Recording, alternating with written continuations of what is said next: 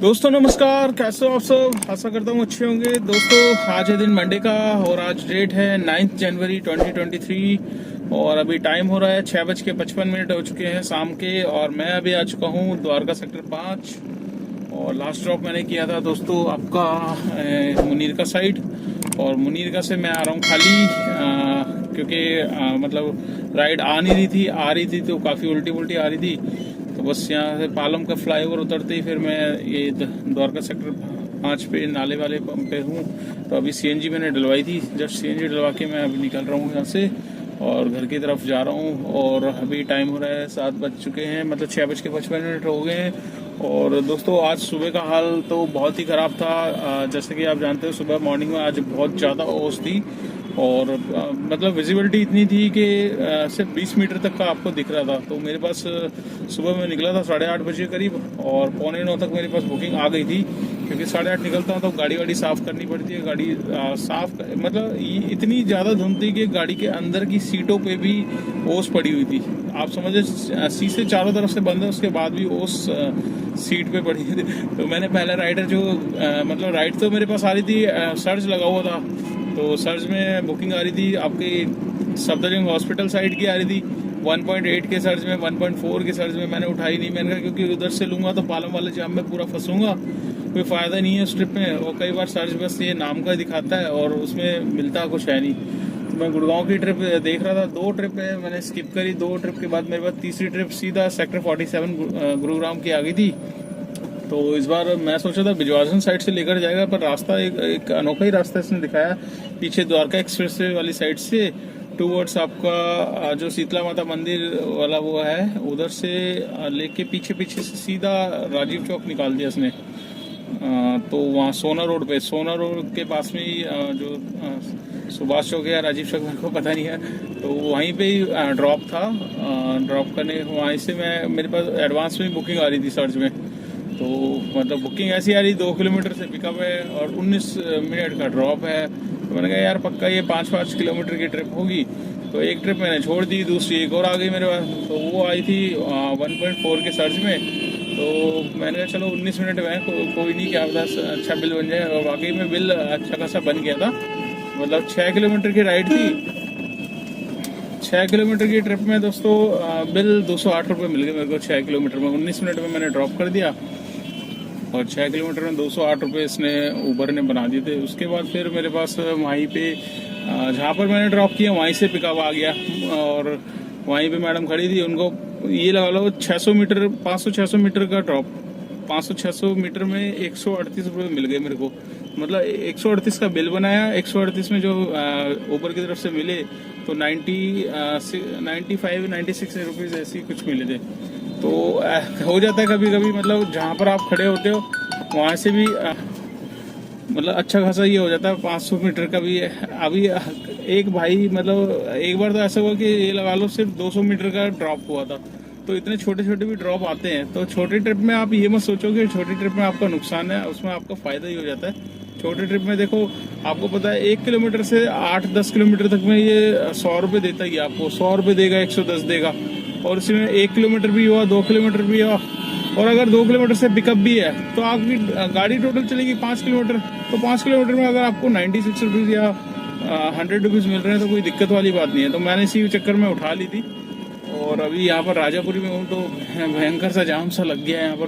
तो मैंने तो रेड लाइट क्रॉस कर ली थी, येलो पे ही निकाल दी, क्योंकि यहाँ पर क्या है कि येलो में निकालते हैं तो उसके साथ 10 गाड़ियाँ और निकल आती हैं।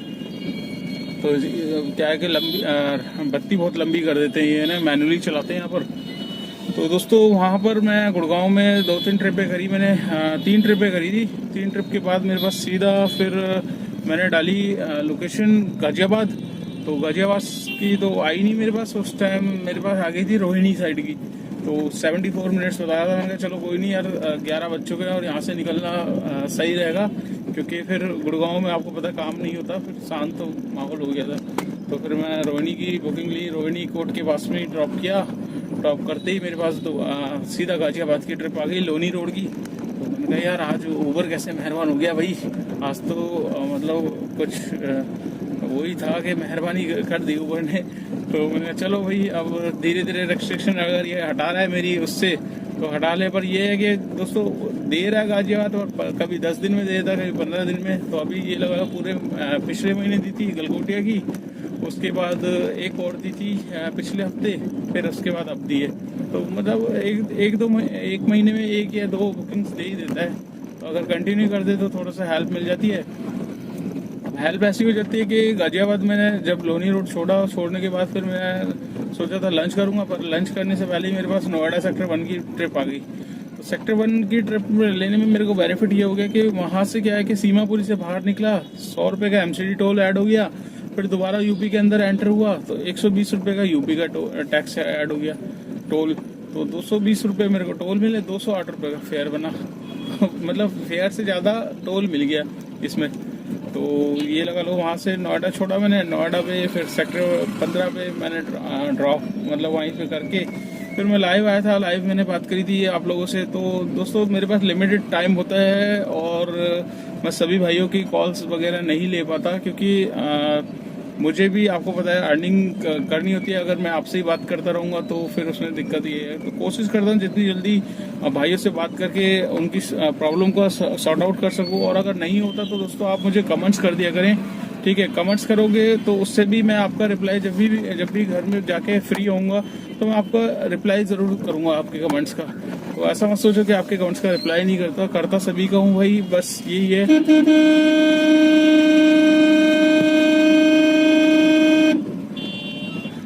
भाई सब बैक ले रहे हैं SUV गाड़ी वाले, पीछे देख नहीं रहे कि हमारी गाड़ी भी खड़ी है तो कोशिश यही करता हूँ दोस्तों, हर भाई का कमेंट्स का रिप्लाई करता हूँ, बट थोड़ा सा लेट करता हूँ।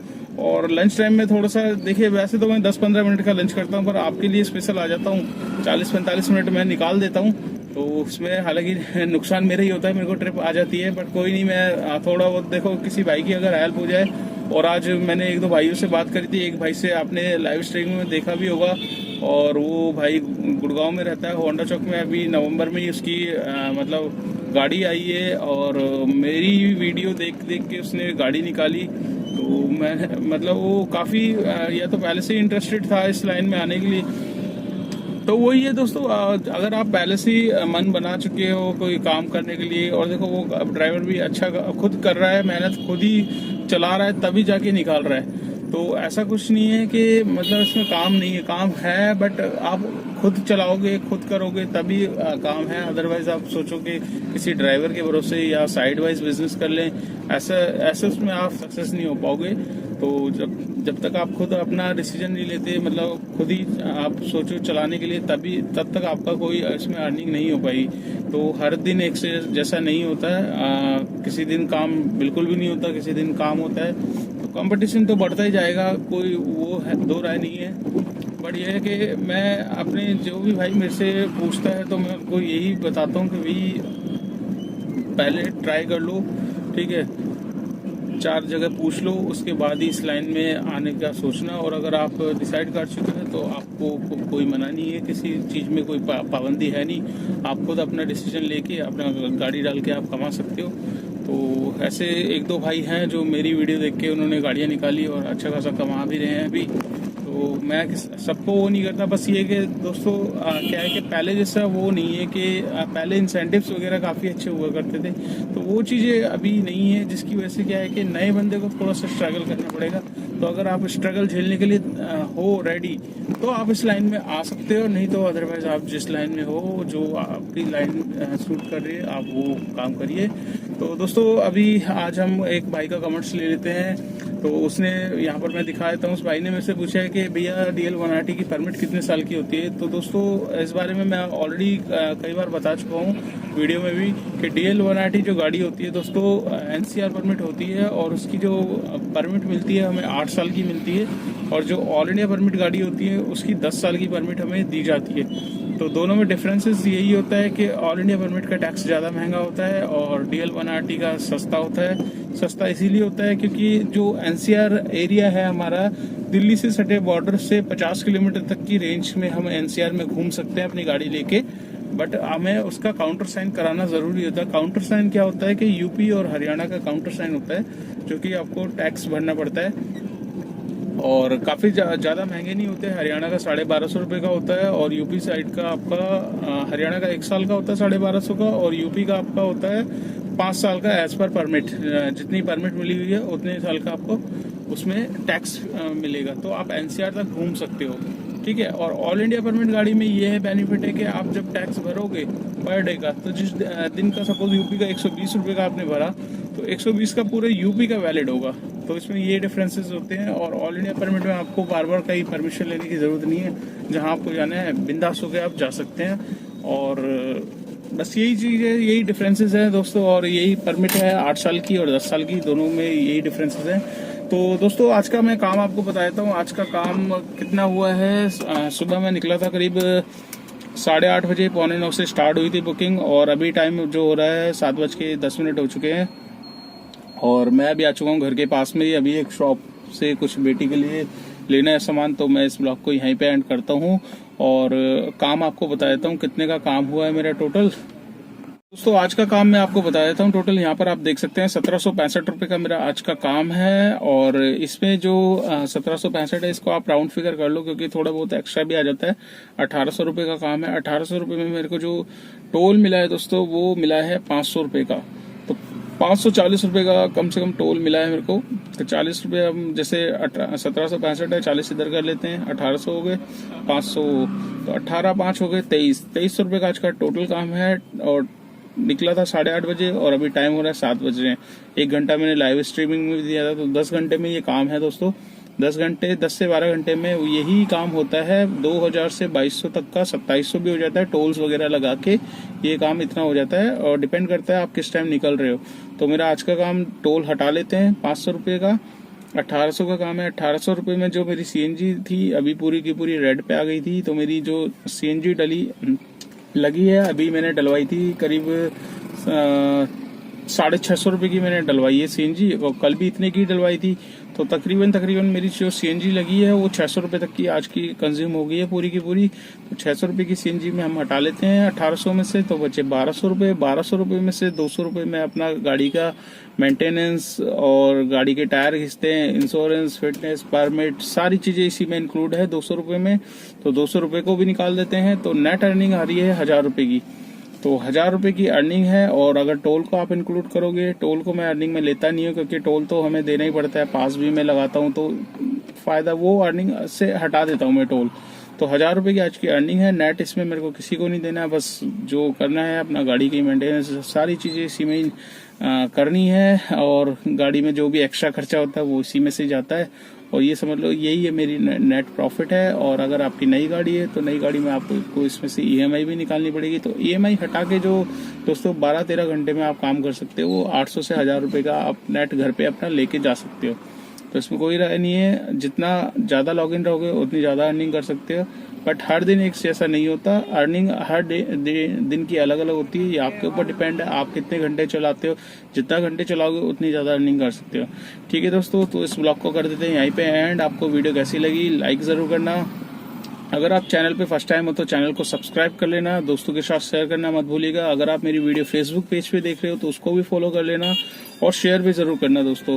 और कुछ भी अगर जानना चाहते हो ओला उबर के बारे में, आजकल कितना काम हो रहा है ओला उबर में, कौन सी गाड़ी सही रहेगी लेना, सेकेंड हैंड गाड़ी लेने में फ़ायदा है, एर्टिगा में लेने में फ़ायदा है, या डिज़ायर से कितना काम कर लेते हैं, वैगनआर से कितना काम हो जाता है, या उससे छोटी गाड़ी ऑल्टो लेना बेस्ट रहेगा, ये सारी की सारी वीडियो मैंने बनाई हुई है। डिस्क्रिप्शन में आप जाइए, वीडियो वाइज लिंक लगा हुआ है। और अगर आप मेरे व्हाट्सएप ग्रुप से जुड़ना चाहते हैं तो लिंक मैंने शेयर किया हुआ है, आप उस पर ज्वाइन हो जाइए। उसमें मेरा ग्रुप भी बना हुआ है, इंडियन यूट्यूबर महेश के नाम से ग्रुप है।